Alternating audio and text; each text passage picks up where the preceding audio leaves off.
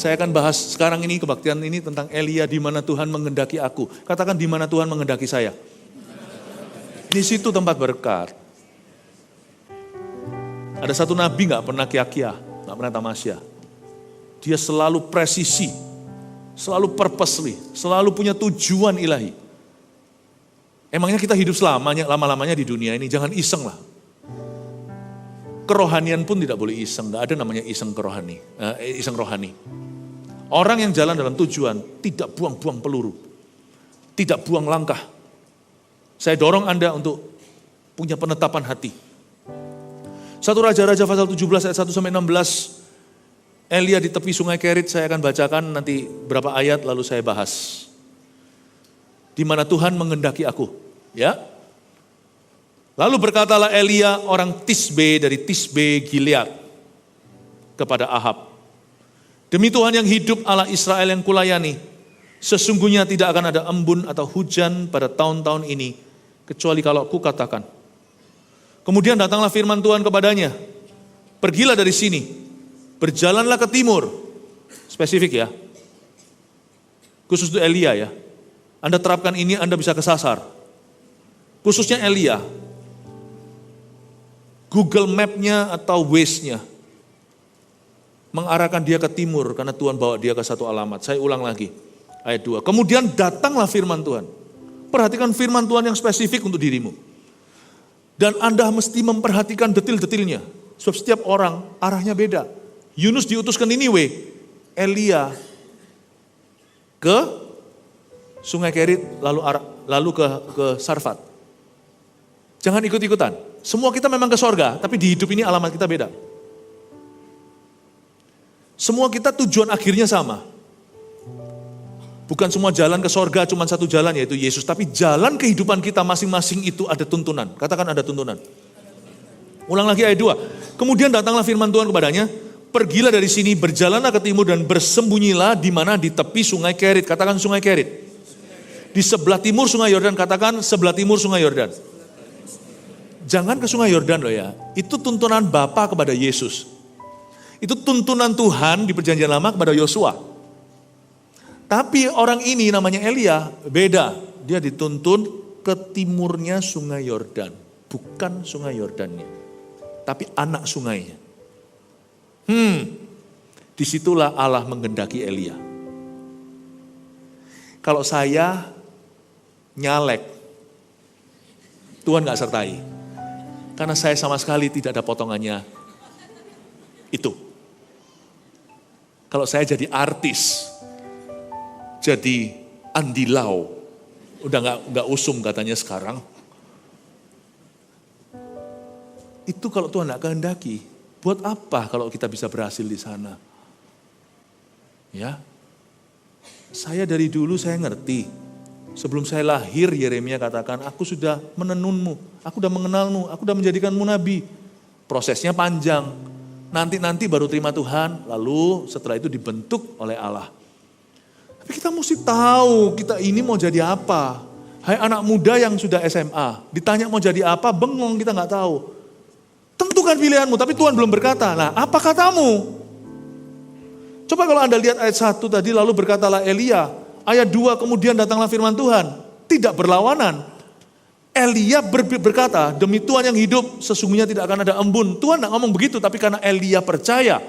Karena Elia beriman, dan itu tidak melanggar firman. Do you know what you want? Young people dulu, orang muda. Do you know what you want? Do you know what you want? What you really, really want? Itu kan lagu. Tentukan dulu, aku mau jadi insinyur, aku mau belajar arsitektur. Aku mau nanti jadi businessman, aku mau belajar marketing, strategi. Aku mau belajar bagian AI gitu karena memang aku high tech. Kalau saya disuruh belajar yang gitu-gitu, saya ini gaptek. Gagap teknologi, nggak ngerti saya. Anda harus mengerti Anda itu potongannya apa. Elia bicara dengan authority, dengan otoritas atas hidupnya. Demi Tuhan yang hidup. Ya. Allah Israel yang kulayani. Melayani Tuhan itu datang dengan satu advantage atau kelebihan. Kita jadi tahu mau apa dalam hidup ini. Do you know what you want? What you really, really want? Kerja juga nggak pernah mapan. Nggak ada kerjaan mapan itu, percayalah, coba lihat konglomerat. Nggak pernah mapan-mapan. Orang itu selalu mengejar nol berikutnya. Kerja mapan itu apa? Waktu Anda tahu Allah menempatkanmu di situ dan Anda setia. Tekun. Nggak gampang menyerah. Sedikit hujan bilang bukan kehendak Tuhan. Sedikit badai berkata Tuhan tidak menghendaki. Apa-apaan tuh? Lawan, hadapi. Suka duka jalan sama Tuhan. Jangan kompromi. Kerjaan mapan itu ada. Apapun yang settle di hatimu dengan tujuan ilahi. Itu mapan. Amin Bapak Ibu. Saya senang sekali waktu baca ini ada kemitraan antara Allah dengan Elia. Elia tahu dia mau apa. Tapi dia juga dengar-dengaran dengan Tuhan.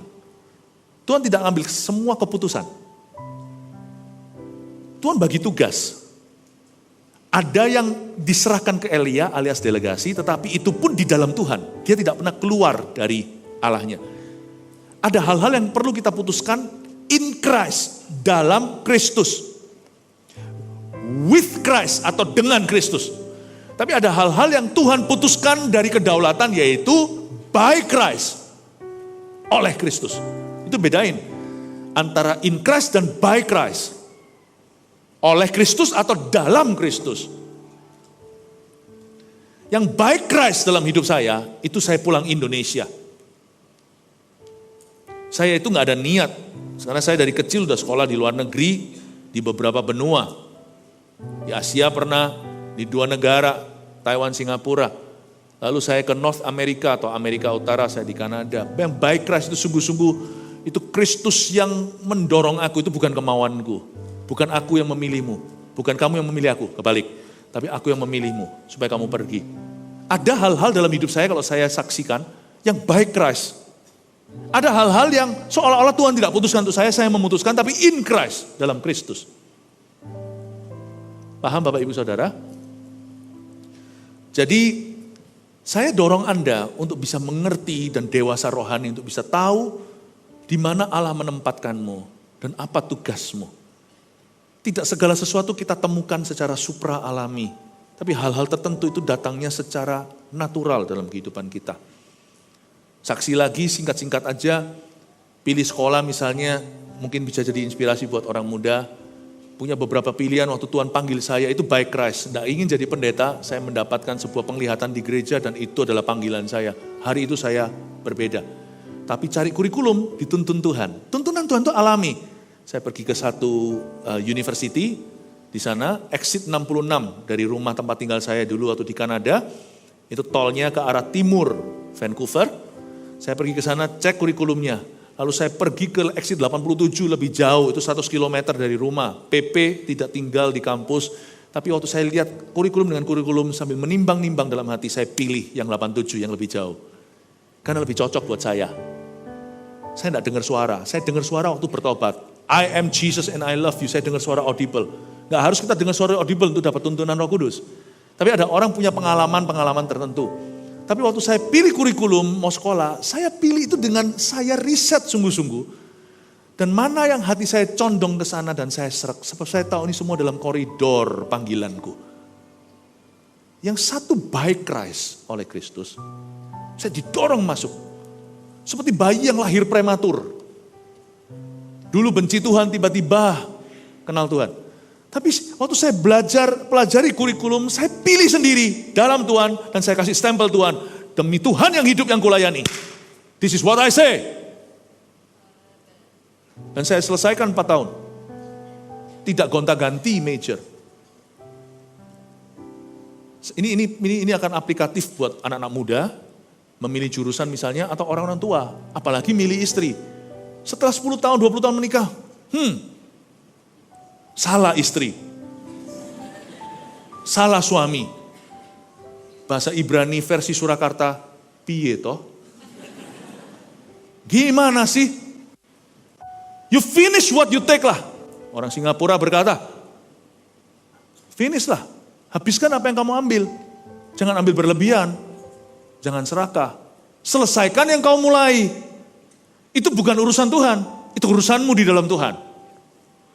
Saya suka sekali Elia ini, orangnya tanggung jawabnya tinggi. Dia bukan orang yang pede-pede sekali, buktinya kita tahu bahwa dia pada waktu digertak sama wanita, dia juga takut seperti kita.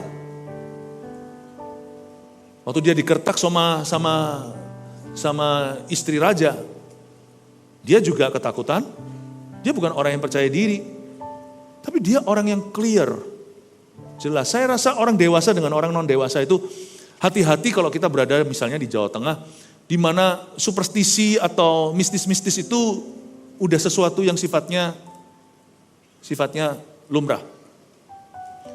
Dewasa rohani itu bukan orang yang aku dengar firman Tuhan, bukan.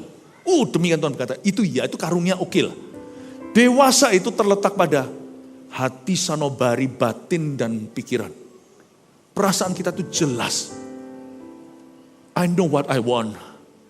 I know God's will in my life. Aku tahu apa yang menjadi kehendak Allah dalam hidupku. Aku tahu apa yang aku mau. Aku tahu apa yang benar dari apa yang salah. Tidak seperti orang Niniwe, tidak bisa membedakan tangan kiri dari tangan kanannya. Di mana Tuhan tempatkan saya, setialah. Jangan pelin-pelan gonta-ganti, dan ini itu bukan berarti kalau kita nggak boleh ganti pekerjaan atau ganti jurusan. Boleh. Ganti sekali, mungkin ada orang kilaf. Siapa sih di antara kita nggak pernah kebobolan? Kita semua pasti pernah membuat kesalahan. Tapi kalau gonta-ganti itu menunjukkan orang itu kayak apa? Pastor Philip berkata nggak boleh ganti pacar, lalu pacarnya yang awal mulanya baik, memulai dengan roh tapi mengakhiri dengan daging, kan orang bisa berubah. Orang baik bisa jadi orang jahat bisa jadi orang baik. Tapi bodohlah orang di depan langsung milih orang jahat, meskipun dia bisa berubah. Emangnya di dunia udah gak ada orang baik, kenapa sih kok suka bad boy?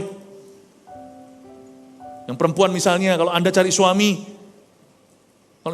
jangan cari bad boy. Cari seorang yang mau mengasihi Tuhan. Meskipun orang bisa berubah, tapi good boy juga bisa berubah loh, jadi jelek. Ya. Jadi lupa mau ngomong apa. Gara-gara bad boy itu.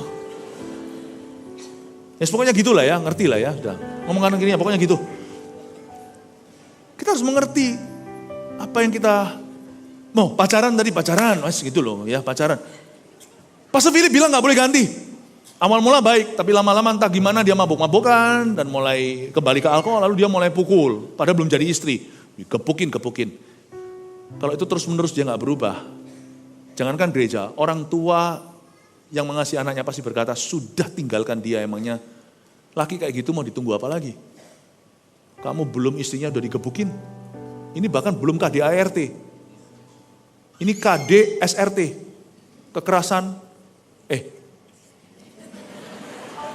KSRT, kekerasan sebelum rumah tangga. Tinggal.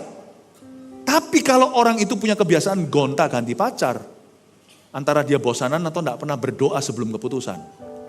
Ngapain peluru dihabiskan untuk gitu? Kenapa kita harus berdarah dulu baru alami rencana Allah?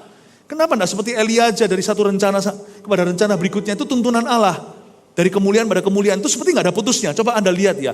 Elia itu dipimpin ke Sungai Kerit kan? Nanti di ayat-ayat 7 ke atas dipimpin ke Sarfat. Tuntunan Tuhan itu loh, 1, 2, 3 yang saya maksudkan bukan paslon. Bapak Ibu kalau Anda lihat ini luar biasa, saya belajar sesuatu. Coba lihat sekarang ayat 4, engkau dapat minum dari sungai itu, ini perintah Tuhan. Dan burung-burung gagak telah kuperintahkan untuk memberi makan engkau di sana, garis bawahi kata di sana. Nah di sanamu tidak sama dengan di sanaku. Saya dipanggil Tuhan pulang Indonesia. Jadi semua kebangunan rohani yang saya lihat ini adalah sesuatu yang Tuhan terus menerus kerjakan dan tambahkan di tempat yang tepat. Saya bukan dipanggil Tuhan saya bukan ditempatkan Tuhan di mana. Tapi gak semua orang juga dipanggil di Indonesia. Ada pula seorang hamba Tuhan, teman saya, yang akhirnya jadi misionaris di Brasil. Dan akhirnya berhasil. Nah di sananya Elia waktu itu adalah di Sungai Kerit. Yosua, hokinya, istilahnya bahasa Chinese-nya, itu di Sungai Yordan. Kalau Yosua ke Sungai Kerit, gak belah tuh sungai. Bim salah bim, gak belah. Tuhan berkata salah alamat. Kalau Elia pergi ke Sungai Yordan, Gojeknya salah tempat. Waktu itu grab foodnya Elia adalah Gagak. Gagak dikasih perintah kamu ke sungai Kerit. Elia mempeng maunya pergi ke sungai Yordan. Gak ketemu sama rezekinya. Gak ketemu sama jodohnya. Gak ketemu sama pengurapannya. Gak ketemu sama buahnya. Paham Pak maksud saya? Jangan salah. Jangan salah. Gagak akan memberi makan engkau di sana. Tuhan gak perlu ulang lagi. Tuhan itu saya suka sekali. Tuhan itu karakternya ya. Itu wibawanya. Aduhai. Tuhan kita itu royalty. Dia gak seperti orang yang kalau sudah pasrah tugas itu masih pasrah orang lain lagi untuk tandingan karena gak percaya. Tuhan gak gitu. Kalau Tuhan kasih kunci. Meskipun Petrus menyangkali, kunci tetap di tangannya. My God is so faithful. Tuhan yang kita sembah Allah Israel. Dan kita akhirnya tahu waktu lahir di palungan namanya Yesus. Tuhan ini yang kita ikuti adalah Tuhan yang paling cengli. Tuhan yang paling masuk akal.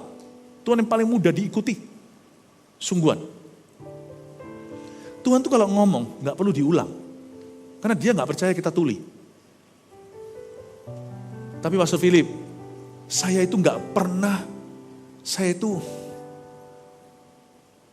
gak bisa dengar suara Tuhan sejelas Pastor Philip. Bisa. Saya juga gak bisa dengar sejelas-jelasnya kok, saya pun belajar kok. Jadi jangan beralasan. Kita gak boleh ada satupun beralasan. Domba mendengar suara gembalanya, ini bukan bicara cuman gembala sidang, tapi gembala agung. Mungkin karena kita gak bisa dengar tuntunan Tuhan, karena kita terus lompat-lompat pindah-pindah gereja, bising kan? Kita bahkan bingung mana gembala. Dengarnya cuma evangelis melulu. Dan gembala di tempat, kalau Anda tidak tertanam di gereja tersebut, Anda datang makan, dia tetap evangelis bagimu. Gak akan ada suatu pewahyuan lebih yang Tuhan singkapkan untuk kehidupanmu, karena itu adalah porsinya dombanya. Bukan tamu, bukan yang tamasya, bukan turis. Sadar kan kalau Anda pergi ke satu kota, ya, bahkan Singapura. Kalau Anda pergi ke Singapura, siapa yang pernah? Ada tempat-tempat yang sangat turis seperti Orchard Road. Makan-makan di situ ya ini itu. Tapi saya dulu itu pernah tinggal di Singapura. Dan saya ngerti makanan di pelosok-pelosok dulu itu sekarang meskipun banyak berubah waktu saya sekolah di sana. Saya tahu di Balestier Road, tempat saya dulu berkelahi. Itu saya tahu tempat mana ada enak baku tehnya. Anda mesti tanya saya. Sekarang pun ketinggalan. Waktu saya pergi ke situ, kami ke sana lalu diberitahu sama orang lokal, ada tempat-tempat yang turis gak ke sana. Enaknya, Pastor Philip bagi dong rahasianya, kok enak. Ada tempat-tempat yang gak ada orang turisnya. Kita datang sore-sore hujan-hujan gitu, semuanya orang Singapura. Kita satu-satunya turis. Orang lokal yang tahu.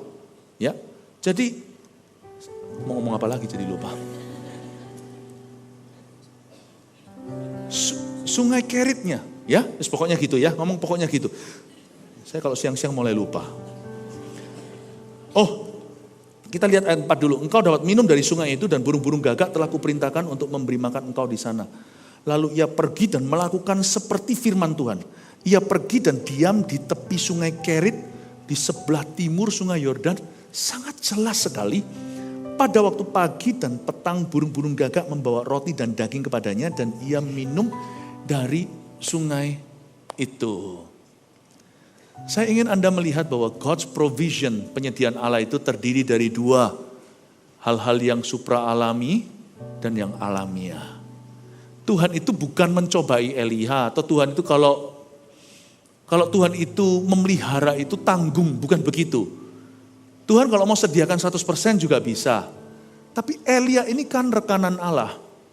Tuhan mau kita belajar beriman kepadanya dan Tuhan juga mau kita untuk bisa mempraktekkan otoritas. Tahukah bahwa makan dikasih Tuhan, minum lu saring sendiri. Sadari enggak? Gagak akan membawa dua macam makanan. Satu karbonya, roti, perlu karbohidrat. Gagak akan memberimu protein, kamu akan dikasih makan. Gagak, ini pun keajaiban. Gagak kalau dititipi, titip ya, belum sampai, udah dimakan sendiri. Apakah kita tahu sifat gagak yang suka obrak-abrik sampah? Gagak itu makan apa saja. Gagak itu versi burungnya kambing. Dia makan everything. Tapi kalau burung merpati yang lebih berwibawa, yang lebih noble, lebih mulia itu makan hanya mau daun tertentu, biji tertentu. Tapi kalau gagak, sofa pun akan dia makan. Jadi untuk gagak membawa makan roti dan daging di paruhnya. Kan gagak itu tidak pegang pakai tangannya. Tapi di paruhnya nggak dimakan sendiri, itu keajaiban. Coba bayangkan, kenapa Allah pakai gagak? Gagak itu dinajiskan oleh bangsa Israel. Apalagi dikasih nabi besar. Tuhan pakai gagak, Tuhan mau menunjukkan kepada Anda, kalau Tuhan berniat memeliharamu, orang jahat pun akan memberkatimu. Dari yang gak ada pun bisa jadi ada. Berapa temen, percumalah titip sama teman-teman itu. Titip ya, titip coklat. Sampai coklatnya mana? Gua makan di pesawat. Gagak gak bisa diajak omong. Lebih mending teman-teman kayak begini. Gagak bisa memberimu makan, menunjukkan bahwa tidak ada yang mustahil bagi Tuhan. Tapi Tuhan tidak mau kita manja. Dia bilang sama Elia, tapi kamu harus minum dari sungai itu. Dia harus minum dari sungai itu, karena itu dia harus menyuling air sendiri. Menyuling air sebenarnya gak susah. Di zaman itu sungai Yordan cukup jernih. Belum ada polusi seperti hari ini, chemical atau kimia. Tapi sungai itu, sebenarnya sungai Yordan kalau Anda tahu secara geografis, sungai Yordan itu adalah aliran dari Gunung Hermon. Turun lagi ke selatan, tahu ya, sedikit geografi, utara Israel itu ada Gunung Hermon. Nggak ada nilai sejarah apa-apa, cuma tempat bersalju. Di Gunung Hermon itu membeku, lalu airnya nanti kalau mulai musim semi, musim panas, musim gugur, semuanya pokoknya bukan musim dingin, dia meleleh, bertonton air itu tumpah, turun ke sungai Yordan, sungai Kerit, turun lagi ke bawah, dia nangkep banyak mineral. Saya lupa persisnya 85.000 ton mineral kalau nggak salah. Lalu sampai ke bawah, mandek dia, macet di satu body of water atau satu tubuh perairan namanya Laut Mati, tempat terendah di bumi. Di situ jadi mineral. Jadi sebenarnya itu airnya air jernih. Elia bisa langsung minum, itu pun penyediaan Allah, tapi saya percaya dia nggak langsung minum karena zaman Elia hidup terjadi kelaparan. Tidak sedikit yang namanya bangkai hewan mati di sana kehausan. Atau mungkin zaman perang, nggak tahu lah. Saya nggak mungkin Elia cuma langsung minum gitu, mungkin dia suling pakai bajunya dulu, pakai kain, dia pastikan partikel-partikelnya itu dia saring berapa kali. Akhirnya dia minum. Ada jeripayahnya, ada usahanya. Orang yang hanya berdoa saja, tidak mau bekerja, please jangan makan. Tapi kalau kita hanya bekerja dan kita kira rezeki dari kita, Yesus ajarkan kita doa Bapa kami untuk minta rezeki. Bapa, berikan pada kami hari ini makanan kami secukupnya. Atau dengan kata lain, rezeki datang dari Engkau Bapa, berikan padaku porsiku hari ini. Saya ingin Anda untuk mengerti bahwa di mana Tuhan tempatkan kita, di situ ada responsibility kita, ada tanggung jawab kita. Tapi di situ juga ada tempat persediaan Allah. Pokoknya kalau Tuhan mau kita melakukan sesuatu, Tuhan pasti sediakan yang kita perlu. Dan kalau Tuhan tempatkan kita di sana, pasti Tuhan juga menyediakannya. Saya suka kata vision. Kalau visimu dari Tuhan, kalau saya sebut visimu dari Tuhan, ini bukan visi kerajaan Tuhan yang korporat besar seperti gereja kita punya visi mendirikan 1000 gereja lokal yang kuat dan 1 juta murid. Ini yang menjadikan banyak pengusaha diberkati, banyak anak-anak muda tiba-tiba punya tujuan. Mereka mau sekolah, mereka mau berguna dulu untuk Tuhan, akhirnya mereka ketemu jurusan apa yang mereka ambil meskipun mereka tidak terpanggil jadi full timer. Banyak sekali orang-orang muda, sebentar lagi akan ada Army of God Conference. Sebelum mereka sekolah keluar pulau, luar negeri, luar kota, mereka tanya dulu sama gembalanya, Pastor, apa yang bisa berguna untuk gereja ini? Bahkan ada seorang anak muda, yang papanya itu tim pengembangan gereja kita yang turut membangun GMS rooftop di Surabaya. Secara sukarela loh ya, tak berbayar. Bahkan proyek-proyeknya pun development, dia seorang developer yang ditinggalkan demi gereja dulu. Anaknya akhirnya tergerak, tergugah lihat ayahnya sebelum pergi sekolah di Australia bilang begini sama papanya. Pak, aku memutuskan untuk jadi seperti papa. Aku mau jadi seorang arsitek, aku mau menjadi seorang pembangun. Aku mau bangun gereja meskipun nanti aku sendiri akan lanjutkan pekerjaan development Papa, pengembangan. Luar biasa enggak? Ini visi kerajaan Allah yang besar. Tapi Anda juga diberi Tuhan visi-visi kecil, yaitu visimu yang berkenaan dengan keluargamu, bukan secara umat Tuhan secara luas. Di mana kalau Anda tahu itu visi dari Tuhan dan dapat restu. Ada kata vision dalam bahasa Inggrisnya. Saya suka kata provision atau penyediaan Allah, itu di dalamnya ada kata vision. God doesn't provide anything that is not of His vision in your life. Jangan suruh Tuhan bayar kita. Kalau dia pesan nasi goreng, kita kasih mie kuah. Dia pesan mie, kita kasih dia rujak. Tuhan itu berjanji memberkati hanya atas dasar ketaatan. Kalau tidak ada vision, tidak ada visi, liarlah rakyat. Tidak ada visi, tidak ada penyediaan. There is no vision, yang ada hanya nggak ada provision. Provisi, itulah bahasa Inggrisnya, yang artinya dalam bahasa Indonesia penyediaan Allah. Di dalamnya ada kata visi. Kalau Tuhan yang memberimu visi, Tuhan yang menyediakan yang kau perlukan. Dan apa yang Tuhan sediakan itu kita harus bisa membedakan. Mana yang 100% Tuhan berikan cuma-cuma sebagai grace atau kasih karunia. Mana yang Tuhan mau bekerja sama menghadirkan itu dalam hidup kita. Roti dan proteinnya Tuhan sediakan cuma-cuma dari paruh gagak lagi. Air, Tuhan akan kasih hikmat Elia gimana untuk menyulingnya. Amin Bapak Ibu Saudara. Disinilah kita menemukan satu keindahan. Bermitra dengan Allah di tempat yang Tuhan kehendaki dalam hidup kita. Dia membawa roti dan ia minum dari sungai itu. Saya senang sekali, kadang-kadang kalau saya berdoa sama Tuhan, minta, dikasih. Saya nggak bisa menyangkali bahwa terlalu banyak dalam hidup saya, dalam hidup kami, yang kami tidak layak terima, itu dikasih sama Tuhan cuma-cuma. Tapi terkadang waktu saya minta sesuatu sama Tuhan, yang saya dapat bukanlah yang saya minta, tapi saya dapat perintah. Misalnya kita minta sesuatu misalnya, berkat tertentu, tiba-tiba firman Tuhan yang datang hari itu lewat khotbah adalah ampunilah. Loh gimana sih? Aku minta kok dikasih perintah, lakukan. Itu bagian daripada penggenapan doamu. Paham ini Bapak Ibu Saudara? Itu berarti Tuhan mau bereskan sesuatu dulu, atau mungkin bukan bereskan.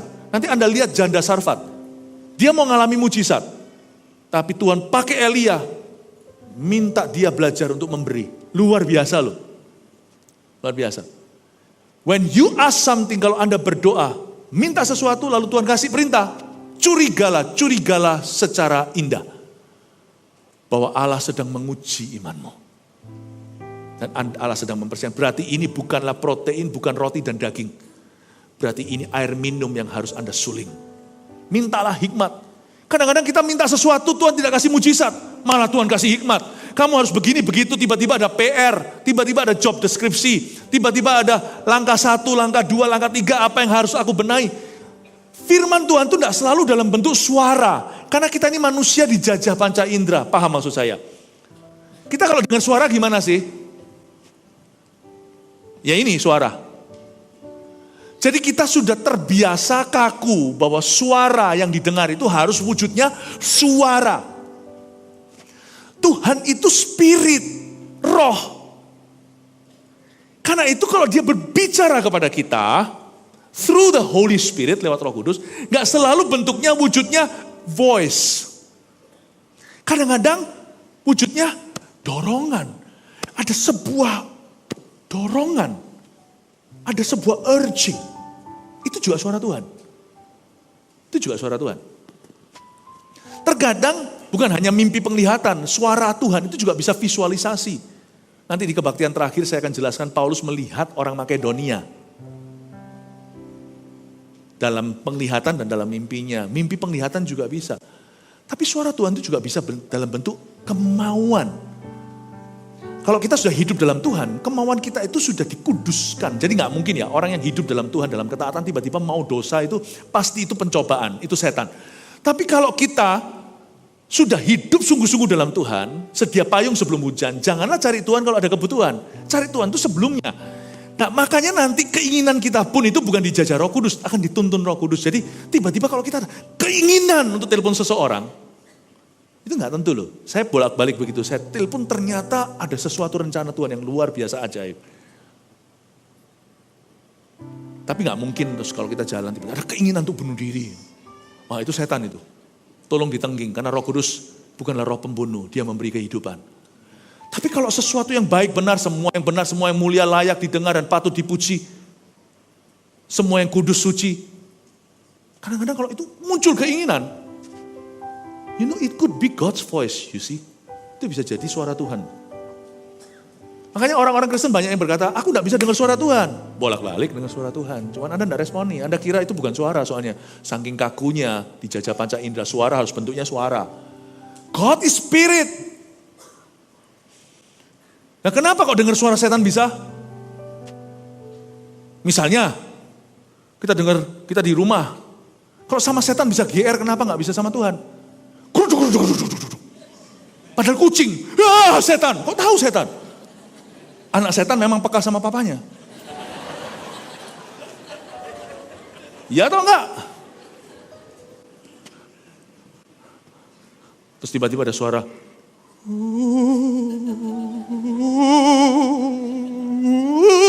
Setan, angin. Nah itu, anak kecil.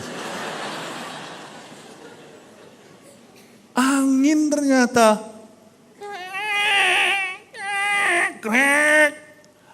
Pintunya ngembang, kayunya. Angin, kalau sama setan tuh peka luar biasa. Setan, tapi kalau sama Tuhan gak pernah bisa merasa mendengarnya. Saya kadang-kadang tanya, anak siapa ya? Setahu saya sama setan bukan sahabat. Dia adalah bekas Tuhan kita yang menjajah.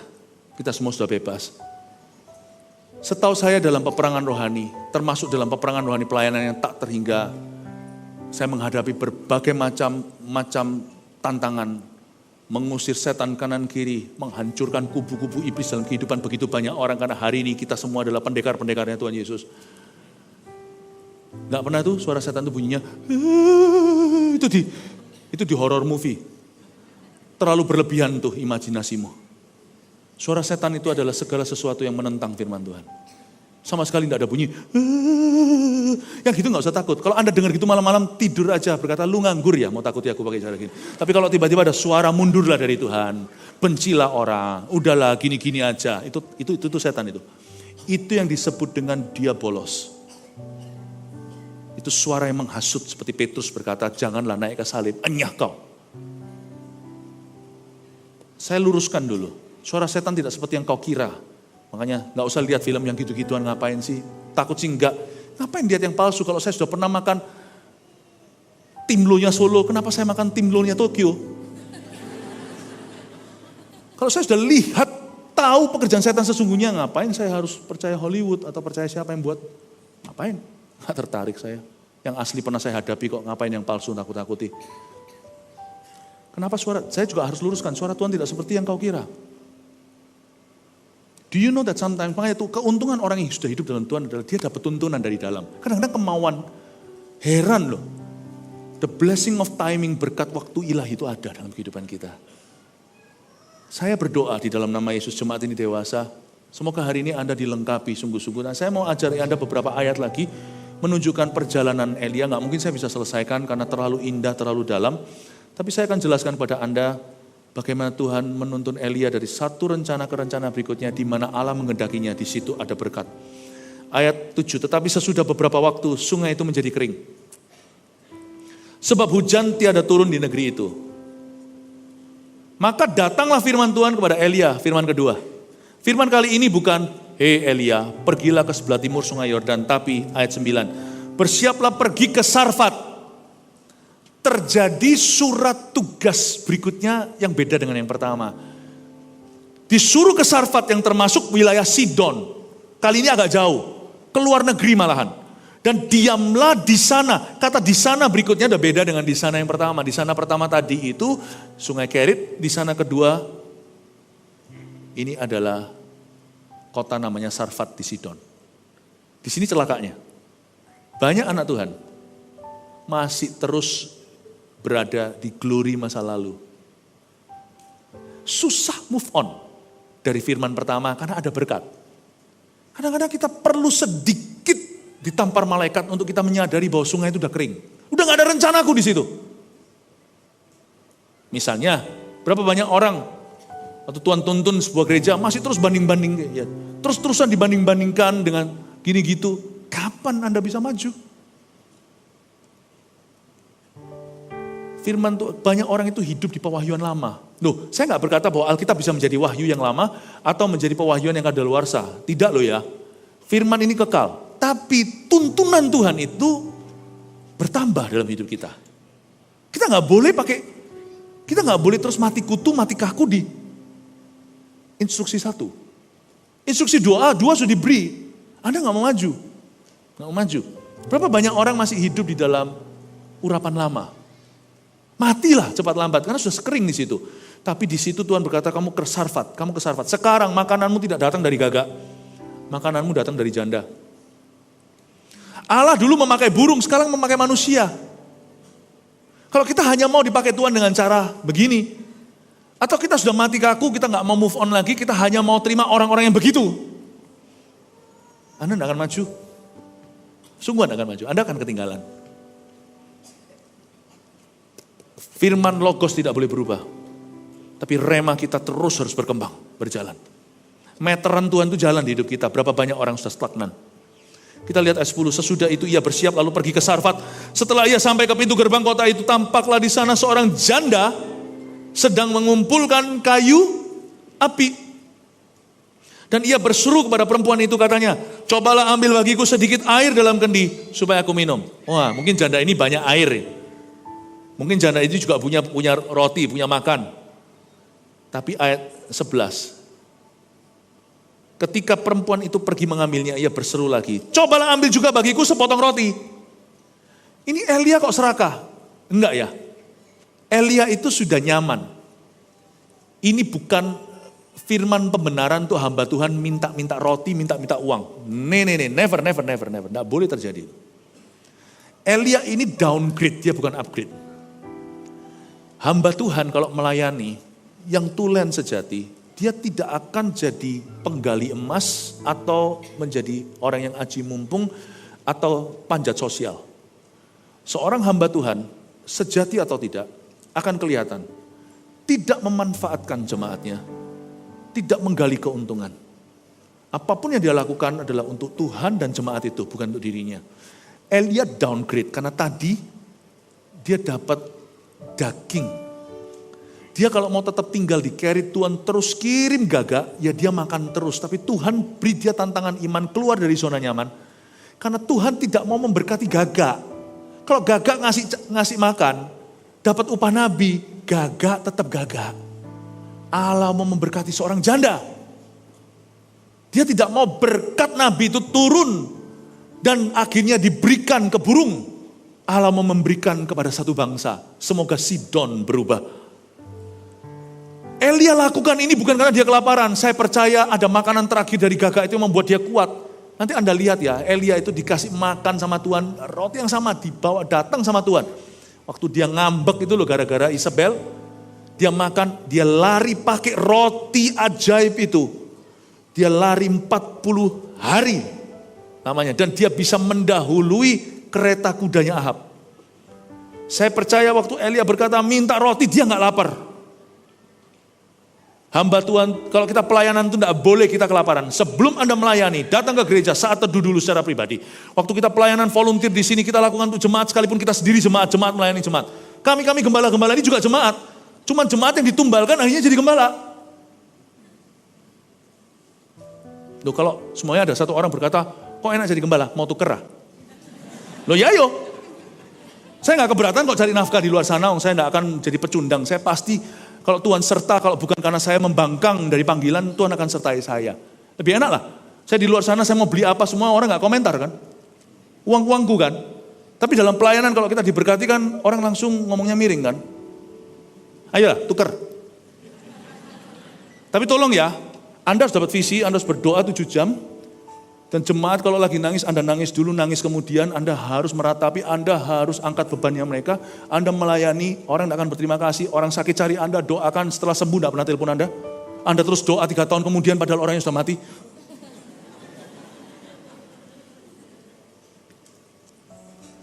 Kalau kita melayani, meskipun kita sendiri jemaat, pada jemaat, you come full. Karena orang yang non-Kristen tidak bisa melayani di gereja kita. Dia harus jadi orang Kristiani dulu. Tapi kalau Anda datang, Anda penuh, udah makan dulu. Hari Minggu seperti ini Anda sudah terima firman. Kalau pendatang bisa mendapat berkat, apalagi penunggu. Kita makan dulu. Karena roti itu selalu untuk anak, remah itu untuk anjing. Kenyangkan dirimu. Saya kalau melayani, saya tidak mencoba mendapatkan pengakuan. Kalau saya melayani, saya penuhkan diri saya. Kalau saya ngomong sama Anda sesuatu, suruh Anda taat. Itu bukan supaya saya jadi berkat, supaya Anda. Bukan supaya saya dapat berkat, tapi supaya Anda diberkati. Saya tidak akan melayani demi saya sendiri. Kalau saya datang memberi perintah, instruksi, karena saya tahu itu bagus untuk Anda. Dan itu memang untuk kemuliaan Allah. Kalau Anda datang melayani, you come full tummy secara rohani. Udah makan dulu. Mungkin Elia tadi sebelum ketemu janda Sarfat, minta rotinya untuk menguji. Dia sudah sama Tuhan dikasih wagyu. Itu gagak-gagak terbangnya berat. Bukan 300 gram. Dikasih yang setengah kilo. Itu gagaknya pergi memble parunya. Kasih makan yang bergizi. Yang protein kenyang. Tahukah protein itu membuat kita kenyang? Tidak membuat kita nyamil. Dia makan dengan full. Waktu dia pergi ke Sarfat, dia tidak hungry. Apalagi hangry. Hungry sampai marah. Dia berkata, kasih aku roti. Belas dia nggak kepingin makan. Karena dia tahu janda itu harus dientaskan dari mentalitas kemiskinan. Bukan berarti orang miskin, orang kaya itu bukan hartanya. Mentalitasnya. You give me food to eat. Tapi saya ingin Anda memperhatikan ini, dengan ini saya selesai. Hari itu ada seorang janda. Yang kita semua tahu lah ya, kasih bocoran oke? Setelah dia ngasih makan ini, tempayannya gak pernah habis minyak ya dalam buli-buli. Nanti Elisa juga ngalami pengalaman yang sama dengan seorang wanita yang ditinggal mati suami, anaknya mau diambil sama penagih pajak, penagih hutang maksudnya. Oke? Saya kasih satu cerita ya, saya ingin Anda sekarang tertuju matanya ke janda ini. Kalau tadi kan kita sudah ngomong Elia, di mana tempat yang dikehendaki Allah atas hidup janda ini di Sarfat? Mau tahu kemana? Saya kasih sedikit imajinasi. Hari itu roti terakhir, tepung terakhir, dan ini zaman itu, kalau masa kelaparan itu kelaparan betul. Sungguh-sungguh kelaparan. Misalnya di negara tertentu dulu waktu zaman COVID, tiba-tiba diborong kan supermarket. Semua dibeli ini semuanya. Di Amerika pernah tuh, rekan-rekan teman-teman di Amerika cerita bahwa tisu gulung aja nggak ada. Maaf ini, ngomong sesuatu yang lebih spesifik. Kalau kita orang Indonesia kan pakai air ya. Mereka pakai tisu, udah gitu aja. Nggak tanya lebih dari itu. Saya rasa kurang etis untuk saya jelaskan lebihnya. Orang-orang di Amerika kalau tisu gulungnya habis, semua tisu muka juga nggak ada semuanya. Mau pakai apa? Kita orang Indonesia jauh lebih bagus. Mereka harus pakai daun kali. Kembali ke Adam dan Hawa. Habis ludes, dibeli semuanya. Tisu gulung itu harganya jadi melonjak tinggi. Mungkin ada calonya. Belum lagi makanan. Zaman itu kalau habis itu habis. Karena zaman itu belum ada supermarket. Nggak ada. Hanya people's market. Nah kalau yang jual daging udah mati. Jual gandum sudah kelaparan dan meninggal. Itu zaman perang lagi. Zaman-zaman Ahab, zaman perangnya raja-raja. Saya mau beritahu pada Anda, kalau disebut tepung terakhir, itu tepung terakhir tenan. Bahkan janda itu kalau ketahuan dia punya tepung terakhir, dia bisa dikeroyok masa. Karena zaman itu orang bahkan kalau di zaman perang, ini sejarah ya. Alkitab ini bukan hanya rohani, tapi fakta. Zaman itu, seorang ibu pun makan dan masak anaknya. Saking begitu buruknya kelaparan yang terjadi. Kalau sampai orang ketahuan dia masih punya segenggam tepung, dia bisa dikeroyok, bisa dirampok, bisa dicuri. Orang gak peduli bunuh untuk hidup sehari lagi. Saya kagum dengan janda ini. Hari itu dia punya pilihan, aku sedih duduk sendiri ambil tali bunuh diri. Nah besok kita gak makan, mari kita akhiri hidup, minum pil, kasih pil anaknya dulu. Lalu dia minum pil sendiri lalu dia mati. Kalau gitu dia kecele, besok dia ketemu Nabi. Bunuh diri tidak pernah menjadi tempat yang Tuhan kehendaki di hidupmu, malah itu tempat neraka. Give up, menyerah juga bukan, meratapi diri sendiri, oh kasihan aku. Enggak, janda itu keluar rumah, pergi ke pintu gerbang. Zaman dulu gerbang kota adalah tempat orang itu sosialisasi, kumpul, dan mikirkan gimana caranya survive. Di zaman bagus, mereka mikirkan gimana berkembang. Dan di situ juga dia cari kayu bakar. Orang mau mati kok pakai kayu bakar untuk apa? Untuk menghangatkan tubuhnya, dia masih pelihara badannya. Janda Sarfat ini masih memelihara kehangatan rumahnya. Nak, mungkin dia bilang sama pamannya, anaknya, besok mungkin kita mati. Untuk kita mati sungguhan gak ada roti, mungkin perlu berapa minggu. Kalau orang gak minum, berapa hari. Tapi mama akan berusaha sampai titik darah penghabisan. Naluri seorang ibu membuat dia tetap pergi ke pintu gerbang. Dia kerja sehari lagi sekalipun besok PHK. Kalau Anda akan di PHK, Anda tahu besok. Anda tahu Anda sudah akan berhenti dari satu pelayanan, besok masih datang masuk kantor enggak? Masih kerjakan semua tugasnya enggak? Cek clock masuk, cek clock pulang enggak? Rasanya enggak. Besok aku di PHK, tak ambil pensilnya, tisu gulungnya, masukin tas semua. Manusia itu yang suka merusak. Ini orang sampai titik darah penghabisan tetap berkarya. Hari itu tempat yang Allah kehendaki dalam diri seorang wanita yang tahu besok roti terakhir, 2 minggu lagi mereka sungguhan mati. Dia berkata, hari ini aku masuk kantor. Aku kerja. Nggak tahu gimana caranya, ini janda Sarfat, Sidon bukan umat pilihan Allah, nggak ngerti mujizat. Pokoknya aku akan responsibel. Kesusahan sehari untuk sehari, bukankah itu adalah hikmat Yehova? Datang dia masuk. Saya nggak tahu apakah seharusnya janda lain. Mungkinkah ada janda lain yang seharusnya datang tapi dia memilih bunuh diri mati dulu. Mungkin ada janda lain yang berkata, give up lah, tidak berbuat sesuatu. Janda ini masuk kerja. Potong kayu. Bawa pulang ke rumah. Ketemu Elia. Ketemu Elia. Andai kata Pastor Bernard tidak menggenapi panggilan Tuhan, mungkin tidak sampai ketemu Pastor Anita. Siapapun pasti tidak secantik dia dalam hidupmu. Kalau Pastor Anita, saat itu saya beritahu, ayo, inilah tempatmu. Kamu harus melayani umat Tuhan. Dulu dikenal sebagai Anita the Evangelist. Masuk sekolah-sekolah nih Pastor Anita nih, masuk ke sekolah-sekolah. Saya kan masuk universitas. Saya nggak bisa tangani yang setiap minggu dibuka sama Tuhan di Surabaya itu kebangunan rohani di sekolah-sekolah negeri segalanya swasta. Pastor Anita yang masuk. Khotbahnya saya, jangankan dia. Saya aja khotbahnya belepotan. Tapi entah kenapa banyak orang bertobat. Mungkin stop kami tobat. Mereka semua dilawat gara-gara Pastor Anita yang khotbah. Setelah itu suatu hari saya bilang begini, ayo let's go. Ayo kita sekarang harus tilik gereja yang barusan didirikan di Jogja. Masih CG segala. Ayo kita sama-sama. Pergilah satu grup. Andai kata enggak taat, tempat itu tidak ada. Enggak ketemu sama Pastor Bernard. Gimana pun juga enggak akan seganteng dia. Coba lihat. Oh itu rambutnya Pastor Bernard itu kalau tidak dikasih klimis. Turunkan gitu. Untuk Anda mau ketemu sama pastormu ya. Anda harus membelai tirai dulu. Kudus-kuduslah Tuhan. Di balik itu tabut perjanjian. Sometimes I wonder ya, if I didn't go back to Indonesia, akankah saya menjadi pembawa kebangunan rohani? Saya kasih jawabannya. Ini Tuhan sudah jawab nih, Guntur. No, I would not be. Gak ada orang hebat. Yang ada hanya orang yang berada di tempat yang tepat. Dan Tuhan turunkan berkat. Karena itu doa saya selalu buat anak-anak, buat anak-anak Anda, buat jemaat. Tuhan biarkan kami, mereka selalu ditemukan di tempat yang tepat. Ketemu orang yang tepat, untuk tujuan yang tepat. Tidak pernah ditemukan di tempat yang salah. Ketemu orang yang salah, untuk tujuan yang salah. Saya mau beritahu kepada Anda, kalau Anda berjalan dengan Tuhan, ritmemu itu, bisa ritmenya itu persis tanpa Anda sadari. Itu ajaib Tuhan.